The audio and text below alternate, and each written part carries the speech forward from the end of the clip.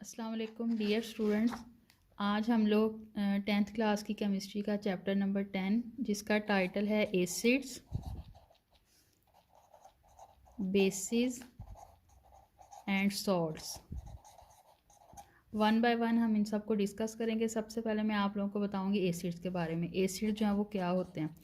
सबसे जो आम एसिड है या जिससे आप लोग सब वेल नोन है वो है हाइड्रोक्लोरिक एसिड।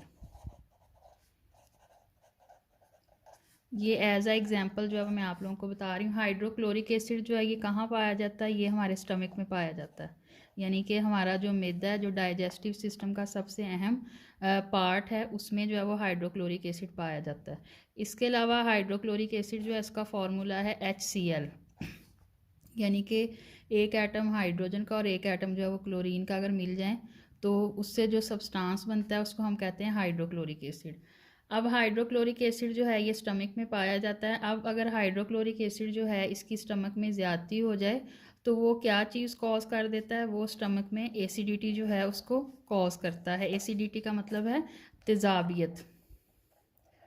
तो अगर मैदे में तेज़ाबियत हो जाए तो उसको हम किस तरह से ट्रीट करते हैं, उसके लिए आप लोग यूज़ करते हैं कोई भी अल्कली जो है वो सॉल्यूशन, या फिर जो है वो कोई भी अल्कली एलिमेंट जो है वो आप लोग यूज़ करेंगे। अल्कली मतलब बेस, ठीक है। एसिड को न्यूट्रलाइज करने के लिए आप लोग जो है वो कोई भी अल्कली जो है वो जब यूज़ करेंगे तो स्टमक में से जो एसिडिटी है वो ख़त्म हो जाएगी। तो इस तरह से ये क्लोरिक एसिड, हाइड्रोक्लोरिक एसिड जो है एक एग्जाम्पल है एसिड्स की। अब हम लोग जो है वो डिफरेंस पढ़ेंगे एसिड और बेसिस का। एसिड जो हैं इनमें असल में पाए जाते हैं हाइड्रोजन आयन, यानी कि H पॉजिटिव आयन जो हैं ये अगर मौजूद हों किसी भी सब्सटेंस में तो वो कहलाता है एसिड। इसी तरह से अगर हमारे पास कोई बेस है तो उसके अंदर हाइड्रोक्सिल आयन अगर प्रेजेंट होंगे तो वो कहलाएगी बेस। तो ये सिंपल सी एक एग्जांपल है, या इस सिंपल तरीके से जो है वो हम डिफ्रेंशिएट कर सकते हैं एसिड और बेस में। तो ये जो है हाइड्रोजन आयन प्लस जो है इसकी कंसंट्रेशन जो है वो होगी किसी भी सब्सटेंस में तो वो एसिड होगा। मिसाल के तौर पे H2SO4, ठीक है, सल्फ्यूरिक एसिड। ये इसमें भी जो देखें आप H पॉजिटिव आयन जो प्रेजेंट है तो इस तरह से जो है ये भी एक एसिड है। इसके अलावा बेस की एग्जांपल में आ जाएगा सोडियम हाइड्रोक्साइड, ठीक है। इसमें देखें OH आयन प्रेजेंट हैं तो ये कहलाएगा बेस। अब हम लोगों ने पढ़ लिया एसिड और बेसिस जो हैं इनकी जो है वो डेफिनेशन, या इनकी जो आम जो रूटीन में हम इनके लिए यूज़ करते हैं डिफ्रेंशिएशन के लिए वर्ड्स, वो हम लोगों ने इसमें जो है वो देख लिया जो कि एसिड और बेसिस के लिए इस्तेमाल किए जाते हैं। अब हम लोग देखेंगे कि एसिड और बेसिस जो हैं इनमें डिफरेंस क्या होता है। Difference between acids and bases मतलब ये है कि आम रूटीन में अगर हमारे पास कुछ सब्सटेंसेस जो हैं वो मौजूद हैं तो हम उसमें देखेंगे कि हमें कैसे पता चलेगा कि एसिड कौन सा और बेस कौन सा है। इसके लिए हम इनकी कुछ चंद जो है वो प्रॉपर्टीज़ जो है वो डिस्कस करेंगे। इधर हम लिख लेते हैं एसिड और यहाँ पे आ जाएंगी बेसिस। तो इनके दरमियान जो है वो डिफरेंस को शो करने के लिए यहाँ पे एक जो है वो लाइन हम लगा लेते हैं। अब एसिड की जो है वो एक प्रॉपर्टी है कि एसिड जो हैं इनका टेस्ट का क्या मतलब है, जायका, ठीक है।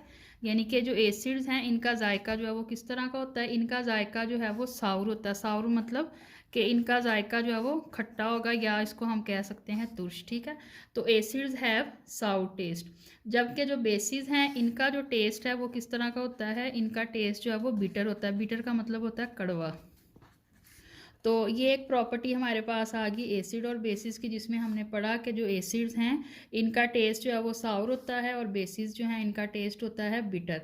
हमारे पास जो है ये एक प्रॉपर्टी आ गई। अब हम इनकी एग्जांपल ले लेते हैं। जैसे एसिड में हम देखते हैं कि हमारे पास जो लेमन है, ठीक है, लेमन का जो जायका है वो जो है वो क्या होता है, साउर होता है।